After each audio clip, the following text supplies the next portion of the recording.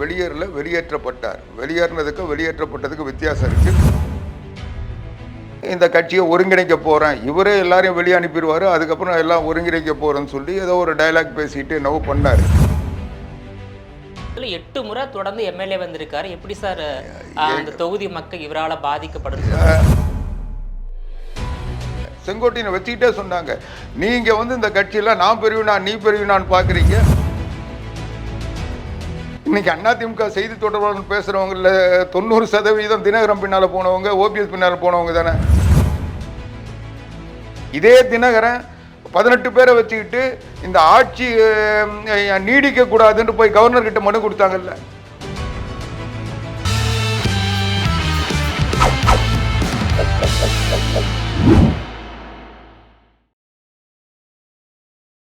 GeM TV நேயர்கள் அனைவருக்கும் வணக்கம். அதிமுகவின் செய்தி தொடர்பாளர் ஆவடி குமார் அவர்கள் நம்மோடு இணைந்துள்ளார். அவரிடம் விரிவாக விவாதிக்கலாம்.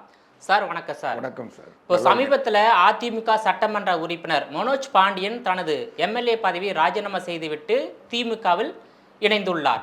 தற்போது அதிமுகவை சேர்ந்த மூத்த நிர்வாகி, மூத்த தலைவர், மூத்த முன்னாள் அமைச்சர் செங்கோட்டையன், அதாவது 9 முறை சட்டமன்ற உறுப்பினராக இருந்தவர், 3 முறை அதிமுக அமைச்சராக இருந்தவர், 50 ஆண்டுகளுக்கு மேலான அரசியல் அனுபவம் கொண்ட செங்கோட்டையன் தற்போது தாவேகாவில் இணைந்துள்ளார். இது அதிமுகவுக்கு எத்தகைய பலவீனத்தை ஏற்படுத்தும் என்று நினைக்கிறீங்க?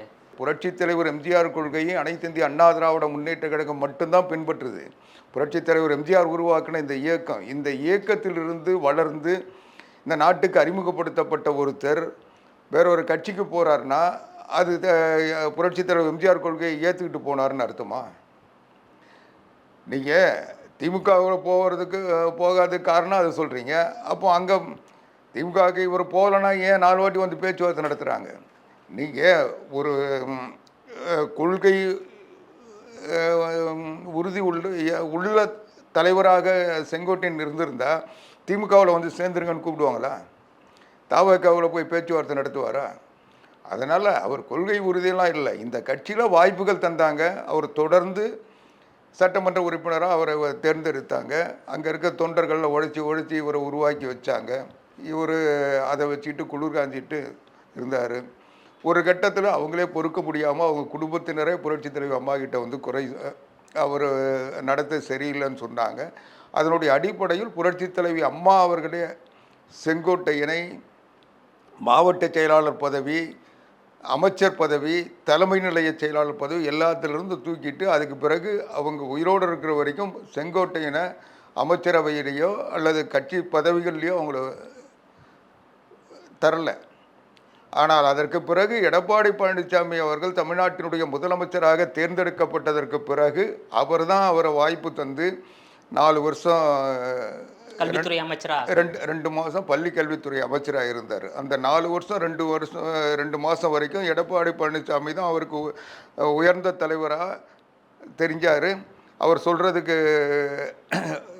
ஏற்றுக்கிட்டு பணியாற்றினார். ஆனால் இன்னைக்கு அவர் தடம் புரண்டு போகிறாருன்னா அப்போது இது கொள்கையினால் போனார்னு அர்த்தமா? ரெண்டாவது, நீங்கள் சொன்னீங்க அவர் வெளியேறிட்டார்னு. அவர் வெளியேறல, வெளியேற்றப்பட்டார். வெளியேறினதுக்கும் வெளியேற்றப்பட்டதுக்கு வித்தியாசம் இருக்குது. அவர் அண்ணா திராவிட முன்னேற்ற கழகத்திற்கு இவர் நன்மை செய்கிறத விட கெடுதல் அதிகம். இவரால் அங்கே இருக்கிற கட்சி தொண்டர்கள் பாதிக்கப்படுகிறார்கள். இந்த கட்சியில் குழப்பத்தையும் கொந்தளிப்பையும் உருவாக்கி இவர் தன்னை வளர்த்து கொள்வதற்காக அங்கே கட்சியில் இருக்க உழைக்கின்ற தொண்டர்களை உதாசீனப்படுத்துகிறாரு. இன்னும் சொல்ல போனால் அங்கே அவங்களுக்கு முறையாக கிடைக்க வேண்டிய வாய்ப்புகளை கூட இவர் தடுக்கிறார். இவர் ஒரு மாவட்ட செயலாளராக இருந்துக்கிட்டு அந்த மாவட்டத்தில் யாருக்குமே எந்த பொறுப்புக்கும் வரக்கூடாதுன்னு பலரை தடுத்து வச்சுருந்தார். அவங்களுக்கெல்லாம் புரட்சி தமிழர் எடப்பாடியார் வாய்ப்பு தந்தார். அந்த வாய்ப்பு தந்ததுக்கு இவர் ஏற்றுக்க முடியாமல் இந்த கட்சிக்கு குழப்பம் பண்ண பார்த்தார். இன்னும் சொல்லப்போனால் தேவையில்லாத காரணங்களை சொல்லி இந்த கட்சியை ஒருங்கிணைக்க போகிறேன், இவரே எல்லாரையும் வெளியே அனுப்பிடுவார், அதுக்கப்புறம் எல்லாம் ஒருங்கிணைக்க போகிறேன்னு சொல்லி ஏதோ ஒரு டைலாக் பேசிட்டு என்னவோ பண்ணார். அதனால் அவர் கட்சியில் இவரை வச்சுட்டு இருந்தால் தொடர்ந்து குழப்பந்தான். அவர் தொடர்ந்து சட்டமன்ற உறுப்பினராக இருக்கணும், அமைச்சராக இருக்கணுன்றதுக்காக அதுக்கு தனக்கு வாய்ப்பு இல்லாமல் போயிட்டு போடுற பயத்தில் அவர் இதெல்லாம் பண்ணுறாருன்னு தெரிஞ்சுது. அதனால் அவர் கட்சியிலிருந்து வெளியேற்றப்பட்டார். இப்போ வந்து செங்கோட்டையன் வந்து தாவேக்கால இணைந்து விட்டால் அவர் சட்டமன்ற உறுப்பினராக வருவாரா, அமைச்சராகிட முடியுமா? ஏங்க அவர் ஜனாதிபதியாக கூட ஆகட்டுங்க, எங்களுக்கு பிரச்சனை இல்லைங்க, நாங்கள் வேணான்னு அனுப்பி விட்டோம். இவர் இந்த கட்சி அனைத்து இந்திய அண்ணா திராவிட முன்னேற்ற கழகத்தில் இவரை வைத்திருந்தால் இந்த கட்சியில் குழப்பம்தான் வரும். இவரால் இந்த கட்சிக்கு எந்த பலனும் இல்லை, எந்த நன்மையும் இல்லை. இவர் மற்றவங்களுடைய வளர்ச்சிக்கு தடையாக இருப்பார். இன்னும் சொல்ல போனால் கோபிச்செட்டிப்பாளையத்திலும் ஈரோடு மாவட்டத்திலையும் கட்சியினுடைய ஆரோக்கியமான வளர்ச்சியை இவர் தடுக்கின்ற அரணாக இருக்கிறார். அதனால் அவர் வேண்டான்னு வெளியேற்றியிருக்கோம். அதனால ஒரே தொகுதியில் 8 முறை தொடர்ந்து எம்எல்ஏ வந்திருக்காரு. எப்படி சார் அந்த தொகுதி மக்கள் இவரால் பாதிக்கப்படும்? சரி, 8 முறை ஒரு சட்டமன்ற உறுப்பினர் தேர்ந்தெடுக்கப்பட்டார்ல, ஏன் புரட்சி தலைவி அம்மா அவரை அமைச்சரை கூட ஆக்காம வச்சாங்க? அது ஏன் அமைச்சரவையில் வெளியேற்றாங்க? ஏன் இவரை மாவட்ட செயலாளராக வச்சு? புரட்சி தலைவி அம்மா காலத்தில் இவருடைய பெயரே இல்லாமல் கோபிச்செட்டிப்பாளையத்தில் அதிமுக கூட்டம் நடந்ததா இல்லையா? இவர் கூட்டத்துக்கு கூட வரவேணான்னு சொன்னாங்கல்ல. ரெண்டாவது, அவர் ஒன்றும் செங்கோட்டையன் அந்த கோபிச்செட்டிப்பாளையத்துக்கு உழைச்சிய நல்லது செஞ்சிய தியாகம் பண்ணி இவரால் அவங்க அங்கே வெற்றி பெறலை. இவர் இன்னும் கேட்டால் அந்த நேரத்தில் புரட்சி தலைவி அம்மா கூட இப்போ சுற்றுப்பயணம் போகிறோன்னு போயிடுவார். அங்கே இருக்க தொண்டர் தான் உழைச்சான், ராத்திரியும் பகலும் அந்த உழைச்ச தொண்டனை இவர் பழி வாங்கினார். அவங்களுடைய வளர்ச்சியை தடுத்தார். அங்கே இருக்கிற அண்ணா திராவிட முன்னேற்ற கழகத்தை இவர் சொல்கிறாருல 72லேருந்து இருந்தேன்ட்டு, 77லேருந்து சட்டமன்ற உறுப்பினராக இருந்தேன்னு சொல்கிறாரு. அந்த 72லேருந்து இந்த கட்சியில் விசுவாசமாக இருந்த நிர்வாகிகள் எல்லாம் திமுக எதுக்கு போனா? சிறுவள்ளூர் மனோகரன்லேருந்து கடைசியாக போன சிந்து ரவிச்சந்திர வரைக்கும் எதுக்கு போனாங்க? எல்லாம் இவருடைய அடக்குமுறை. நூற்றுக்கணக்கான நிர்வாகிகளை திமுகவில் உருவாக்குனது இவர். அந்த மாவட்டத்தில் இருக்கிற எல்லாருமே திமுக இன்னைக்கு ஒரு சிலர் திரும்பி வந்துட்டாங்க. போன அத்தனை பேரும் செங்கோட்டையினுடைய எதேச்சாதிகாரத்தினால பாதிக்கப்பட்டு தானே போனாங்க. முத்துசாமி எதுக்கு திமுகவுக்கு போனார்? 2010 செயற்குழுவில் தலைமை கழகத்தில் புரட்சி தலைவி அம்மா சொன்னது இன்னும் என் காதில் ஒழிச்சிக்கிட்டு இருக்கு. செங்கோட்டையினால தான் முத்துசாமி போகிறாரு, முத்துசாமியை நீங்கள் குறை சொல்லாதீங்க, முத்துசாமி பிரச்சனையை நான் பார்த்துக்கிறேன்னு சொல்லி செயற்குழுவில் சொன்னாங்க. செங்கோட்டையனை வச்சுக்கிட்டே சொன்னாங்க, நீங்கள் வந்து இந்த கட்சியில் நான் பெரியவனா நீ பெரியவனான்னு பார்க்குறீங்க. இப்படி நீங்கள் வந்து உங்களுக்குள்ளே இருக்கிற ஈகோனால இந்த கட்சியை வந்து பலகீனப்படுத்துறீங்க. இந்த கட்சியை வந்து நீங்கள் எனக்கு கேட்டால் என்னை வந்து அவர் மதிக்கலை, என்னை வந்து ஏற்கலை, என் பேரை போடலை, இது ஒரு குற்றச்சாட்டாக சொல்கிறீங்க. ஆனால் உண்மையில் இந்த கட்சியில் நான் அது மாதிரி ஈகோ பார்த்தேன்னா இந்த கட்சியினுடைய வளர்ச்சி எப்படி இருக்கும்? நான் அனைத்து இந்திய அண்ணா திராவிட முன்னேற்ற கழகத்தின் பொதுச் செயலாளராக நான் தேர்ந்தெடுக்கப்பட்டிருக்கிறேன்னா இந்த கட்சிக்கு நல்லது செய்யணும், இந்த கட்சியில் இருக்கிற எல்லாரையும் அரவணைச்சின்னு போகணும். அந்த ஒரு தாய்மை உணர்வோடு நான் இந்த கட்சி நடத்துகிறேன். இந்த கட்சியில் பன்னீர்செல்வம் வந்து இந்த புரட்சி தலைவர் மரணத்துக்கு பிறகு கட்சி பிளவுபட்ட போது என் தலைமை ஏற்றுக்கிட்டு அவர் வரல. அவர் எதிரணியில் தான் இருந்தார், என்னை கடுமையாக விமர்சனம் பண்ணார். அவரை பக்கத்தில் நான் உட்கார வச்சுருக்கேன். அப்போது இது போல் ஒவ்வொருத்தரும் இங்கே எத்தனையோ பேர் தலைமையில் இருக்கிறவங்கெல்லாம் எனக்கு எதிராக அரசியலுக்கு வந்தவங்க தான். அவங்களெல்லாம் நான் வச்சுருக்கேன்னா இந்த கட்சியினுடைய பொதுச் செயலாளர் முறையில் எல்லாருக்கும் சமமான வாய்ப்பு தரேன், எல்லாரையும் நான் அரவணைச்சு இந்த கட்சியை நடத்துகிறேன். ஆனால் நீங்கள் உங்கள் மாவட்டத்தில் அது மாதிரி பண்ணுறதில்ல. நீங்கள் வந்து உங்களுக்குள்ளே இருக்கிறது நீயா நானான்னு நினைக்கிறீங்களே தவிர என்ன நினைக்கிறதில்ல, கட்சியை நினைக்கிறதில்ல. இப்படிப்பட்டவங்க மேலே கடுமையாக நடவடிக்கை எடுப்பேன்னு அம்மா 2010 செயற்குழுவில் தலைமை கழகத்தில் பேச சொல்ல எச்சரித்தாங்களே. அதாவது எம்ஜிஆர் ஜெயலலிதாவை விமர்சனம் செய்தவர்கள் கூட காலப்போக்கில் மன்னித்து வந்து கட்சியில் வந்து சேர்த்துக்கிட்டாங்க. ஆனால் இபிஎஸ் மட்டும்தான் கட்சியிலிருந்து வெளியேற்றப்பட்டவர்கள் மன்னித்து மீண்டும் சேர்த்து கொள்ளவில்லை. அதாவது இபிஎஸ்க்கு சகிப்புத்தன்மை இல்லை என்ற ஒரு கருத்து இருக்கின்றது. இல்லை, இந்த கேள்வி வந்து விஜயபாலன் கிட்ட இருந்து கேட்கறது எனக்கு ஆச்சரியமாக இருக்குது. இன்றைக்கு கூட நாள்தோறும் இந்த துரோகிகளை நம்பி போனவங்க அனைத்து இந்திய அண்ணா திராவிட முன்னேற்ற கழகத்தில் வந்து சேர்ந்துக்கிட்டு இருக்காங்க. உங்கள் தொலைக்காட்சியிலே நீங்கள் ஒளிபரப்புறீங்க, செய்திகளாக வந்துட்டு இருக்கு. எடப்பாடியார் நாள்தோறும் தலைமை ஏற்று மீண்டும் கட்சிக்கு திரும்பி வர்ற செய்திகள் நாள்தோறும். யாரெல்லாம் திரும்பி வந்திருக்காங்க சார்? மனோகரன், திருச்சி மனோகரன், நிறைய பேர் இன்னைக்கு அனைத்து இந்திய அண்ணா திராவிட முன்னேற்ற கழகத்தில் செய்தி தொடர்பாளர்கள் இருக்கவங்க எத்தனை பேர் வந்து உங்களுக்கு நான் கீழ்மட்டத்தில் சொன்னால் கூட புரியாது. செய்தி தொடர்பாக நீங்கள் வந்து சமகாலத்தில் இந்த ஒரு 7-8 வருஷமாக அரசியலை வந்து நெறியாளராக இருந்து எல்லாத்தையும் பார்த்துட்டு இருக்கீங்க. இன்றைக்கி அதிமுக செய்தி தொடர்பாளர் பேசுகிறவங்கள 90% தினகரன் பின்னால் போனவங்க, ஓபிஎஸ் பின்னால் போனவங்க தானே. யாரும் வந்தாங்கன்னு கேட்குறீங்களே. அதனால் அவங்க திருந்தினவங்க அல்லது வருத்தப்பட்டவங்க மன்னிப்பு கேட்டவங்கள மறுபடியும் சேர்த்துருக்காங்க. இவங்க வந்து பன்னீர்செல்வமோ அல்லது மற்றவர்கள் நீங்கள் சொல்லக்கூடிய ஆட்களோ அவங்க வந்து நான் தான் இந்த கட்சின்னு சொல்லின்னு இருக்காங்க.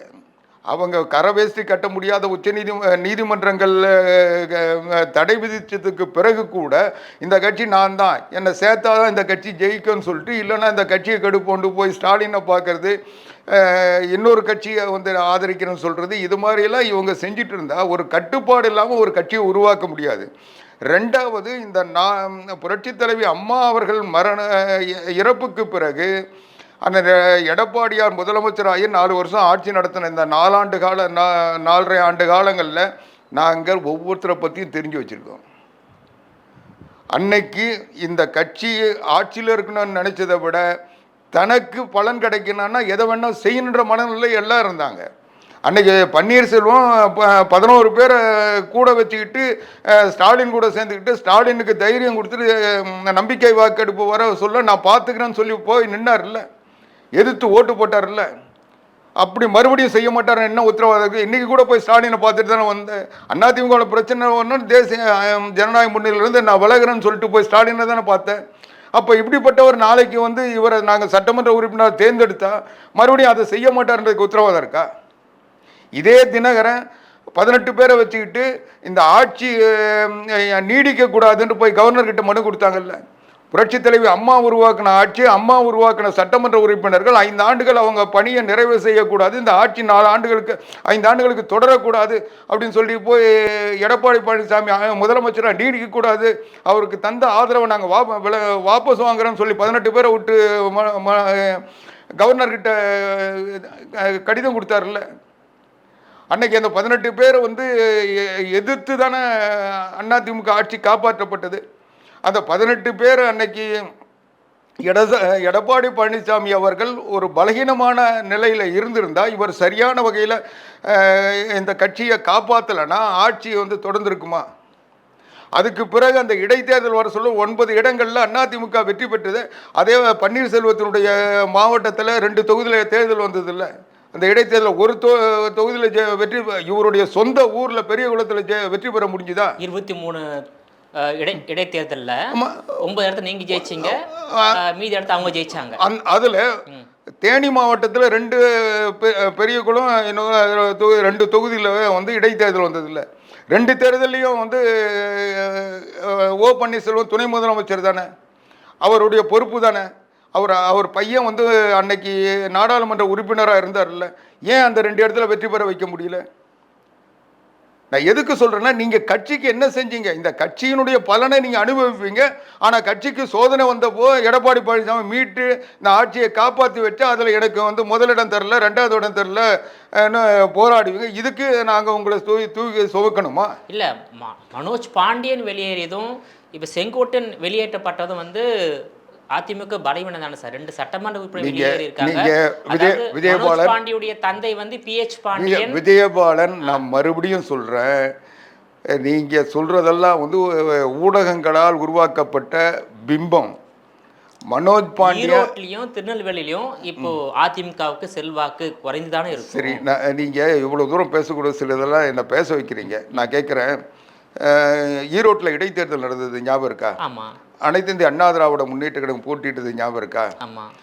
அதில் EVK இளங்கோவன் போட்டிட்டார்ல. ஆமாம். EVK இளங்கோவனை எதிர்த்து அதிமுக தேர்தல் களத்துக்கு போகிறதுக்கு முன்னே அந்த தேர்தல் பொறுப்பாளராக, தேர்தல் பணிக்குழு தலைவராக யாரை நியமிச்சாங்க? செங்கோட்டைனா என்ன கிழிச்சார்? அங்கே என்ன செஞ்சார்?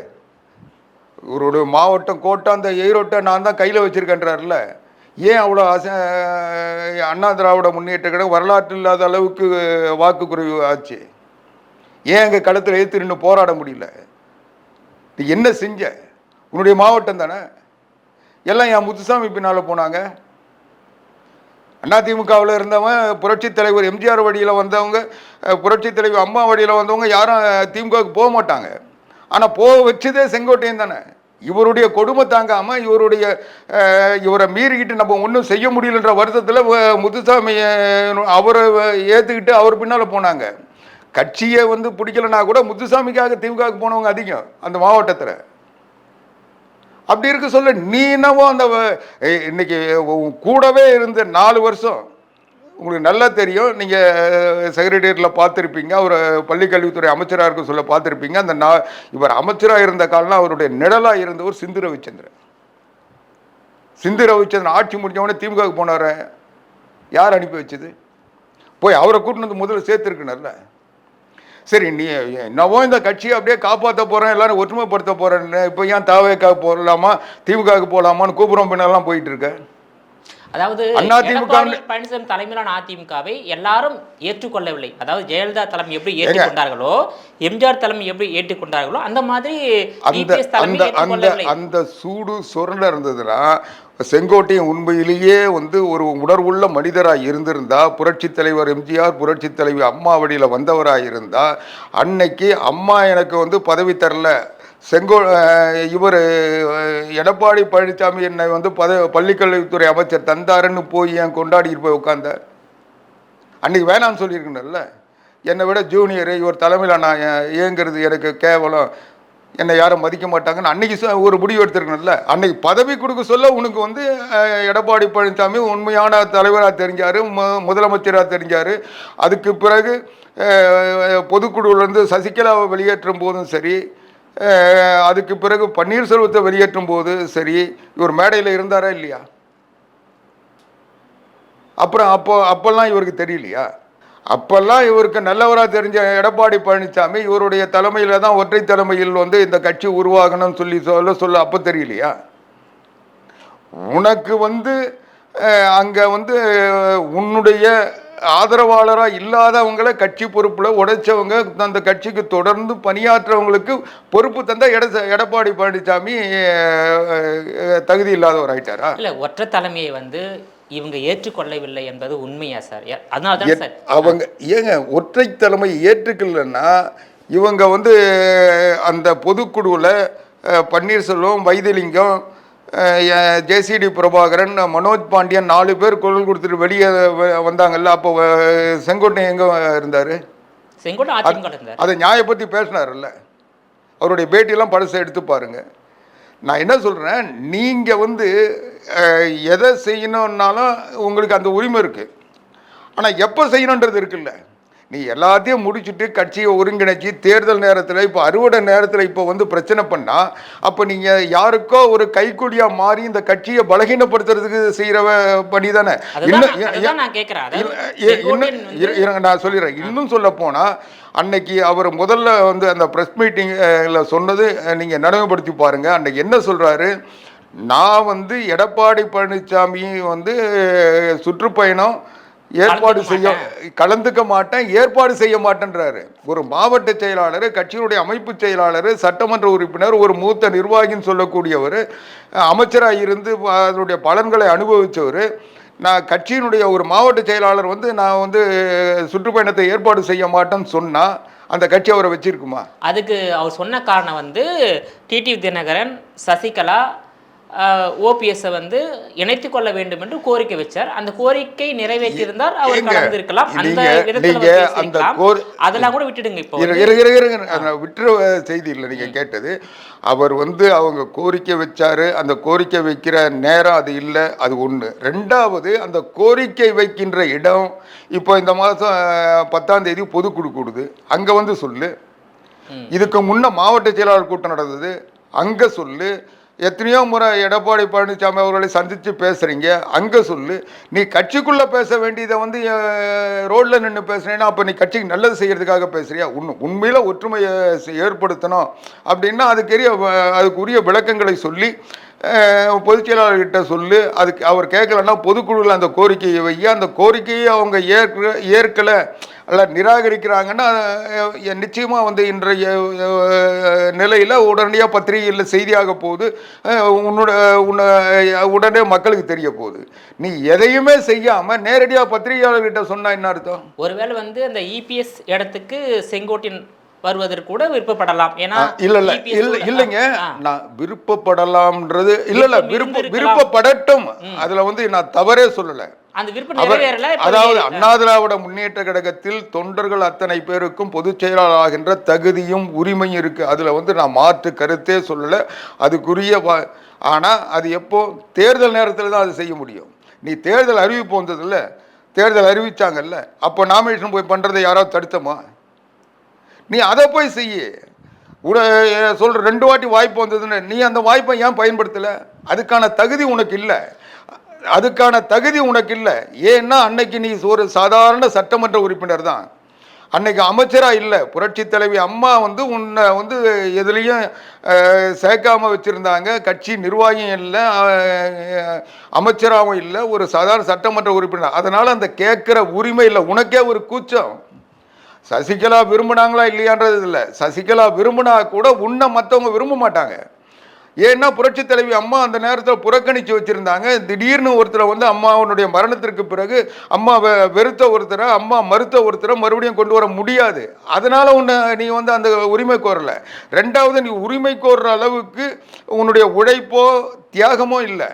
இன்னும் சொல்ல போனால் அதுக்கான திறமையும் கிடையாது. அவர் வந்து ஒரு அலங்கார பதுமையை தவிர அவர் வந்து அலுவலகத்திலையும் சரி, நீங்களே பார்த்துருப்பீங்க, ஒரு பத்திரிகையாளராக பார்த்தீங்கன்னா கூட அவர் வந்து தலைமைச் செயலகத்தில் இருந்ததை விட, அவர் வீட்டில் கட்சிக்காரங்களையும் தொண்டர்களையும் சந்தித்ததை விட, அவர் எங்கேயாவது ஹோட்டலில் ரூம் போட்டு தங்கின நாட்கள் அதிகம்.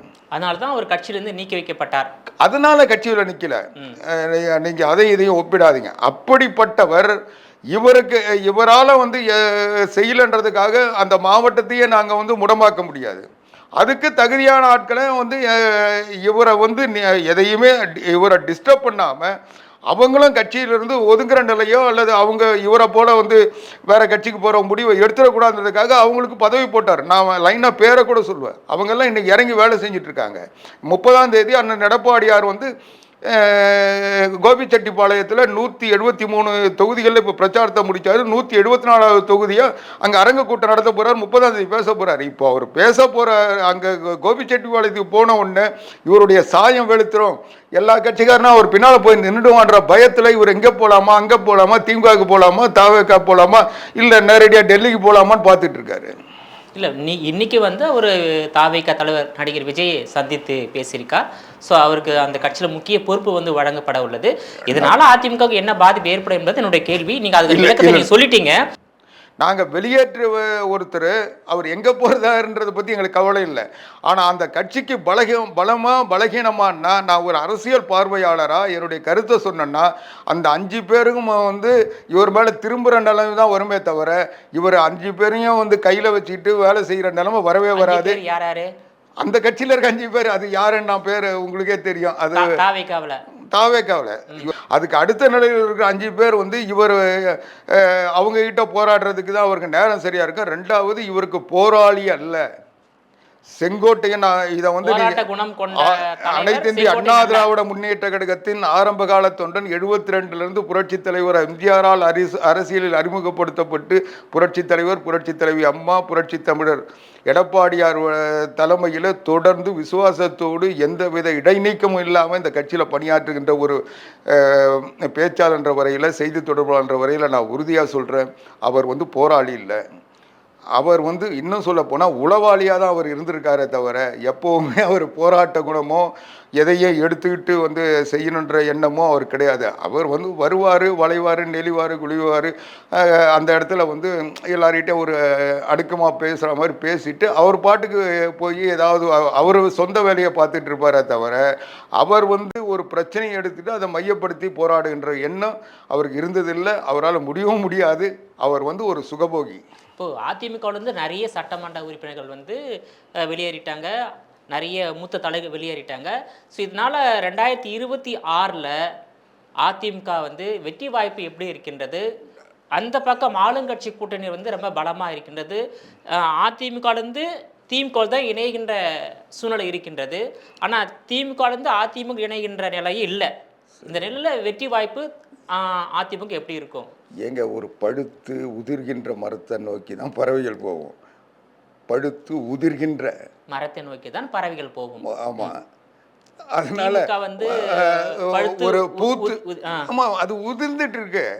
அதனால அவங்க எல்லாத்தையும் போய் கொத்தி தின்றதுக்கு போவாங்க.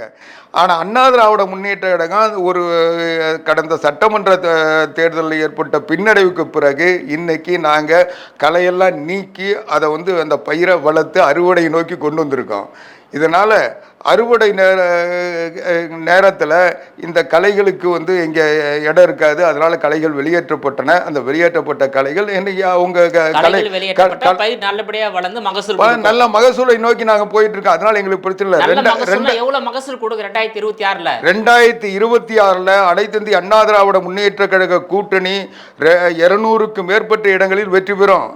நீங்கள் வந்து எங்களுடைய இன்றைக்கு போராட்டமே திமுக எழுந்துக்கூடாது, எதிர்கட்சியாக கூட வரக்கூடாதுன்றதுக்காக தான் இன்னைக்கு களத்தில் நாங்கள் வந்து இன்னைக்கு முயற்சி பண்ணிட்டு இருக்கோமே தவிர இன்னைக்கு அண்ணா திராவிட முன்னேற்ற கழகம் வெற்றி பெறும்ன்றதுல எந்த ஐயமும் இல்லை. இன்னைக்கு 173 தொகுதிகளில் இன்னைக்கு மக்களை சந்தித்த ஒரே தலைவர் அண்ணன் எடப்பாடியார். நீங்க சொல்ற அதே கருத்தை தான் திமுக சொல்லுது. 200க்கு மேற்பட்ட இடங்கள்ல திமுக ஜெயிக்கும்னு சொல்றாங்க. நீங்களும் 200 மேற்பட்ட இடத்துல அதிமுக ஜெயிக்கும்னு சொல்றீங்க. நீங்க திமுக சொல்லுதுன்றது வேற. ஆனா நீங்க ஒரு ஊடகவியலாளரா ஒரு சமகால பத்திரிகையாளராக நீங்கள் பார்த்தீங்கன்னா உங்களுக்கு எது உண்மைன்னு தெரியும். நாங்கள் வந்து மக்களை சந்தித்து ஒரு தொகுதியில் 30,000 35,000 வாக்காளர்களை சந்தித்து பேசிட்டு அவங்களோட அணுக்கமாக இருந்து அவங்களோட நல்லது கெட்டதை அவங்ககிட்ட பகிர்ந்துக்கிட்டு ஒவ்வொரு மக்களும் எடப்பாடியாரை ஏற்றுக்கிட்டு இன்றைக்கி ஒரு மக்களால் ஏற்கப்பட்ட விளம்பரமான ஒரு தலைவராக இன்றைக்கி முதலமைச்சர் தேர்தல் எப்போ வந்தாலும் முதலமைச்சராகின்ற நிலையில் இன்றைக்கி அண்ணன் எடப்பாடியார் இருக்காருன்றது இன்றைக்கி ஊடகங்கள் செய்தி. நேற்று வரைக்கும் எங்களை புறக்கணித்த ஊடகங்கள் கூட இன்றைக்கி எடப்பாடியாரை தான் மையப்படுத்தி செய்தி வெளியிடுகின்ற நிலைமை வந்திருக்குல்ல. இன்றைக்கி மெயின் ஸ்ட்ரீம் மீடியா விவாதங்கள்லாம் பார்த்திங்கன்னா எடப்பாடியார் தான் மையப்பொருள். ஒன்று அவரை வந்து நெகட்டிவாவோ பாசிட்டிவாவோ அவரை மையப்படுத்தி பேசுகின்ற நிலை இருக்குது. இதிலிருந்தே எடப்பாடியார் தான் அந்த தேர்தல் காலத்தில் மையப்புள்ளி. அதனால் எடப்பாடியார் ஆட்சி 26 வந்தே தீரும். இதை தடுக்கின்ற சக்தி தமிழ்நாட்டில் யாருக்கும் இல்லை. உங்களுடைய விரிவான தகவலுக்கு ரொம்ப நன்றி சார். நன்றி.